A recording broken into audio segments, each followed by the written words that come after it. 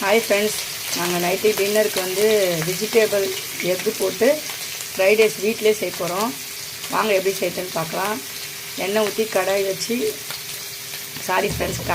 எண்ணெய் ஊற்றி இஞ்சி பூண்டு பேஸ்ட்டு போட்டு ஆனியன் ஒரு அரை ஆனியன் போட்டுக்கிறோம். 2 முட்டை ஊற்றிருக்கிறோம். அதை நல்லா மிக்ஸ் பண்ணிக்கலாம். நல்லா பொடியாக ஒரு அளவுக்கு மிக்ஸ் பண்ணிக்கலாம். கேரட், பீன்ஸு, கோஸு, கொடை மிளகா இதெல்லாம் போட்டு நல்லா நம்ம மிக்ஸ் பண்ணி வதக்கலாம். பச்சை ஸ்மெல் போகிற அளவுக்கு.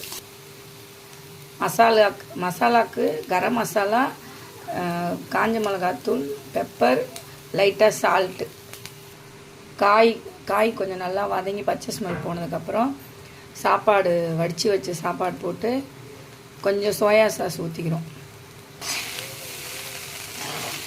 எல்லாத்தையும் ஒன்றா கலந்து மிக்ஸ் பண்ணிக்கலாம்.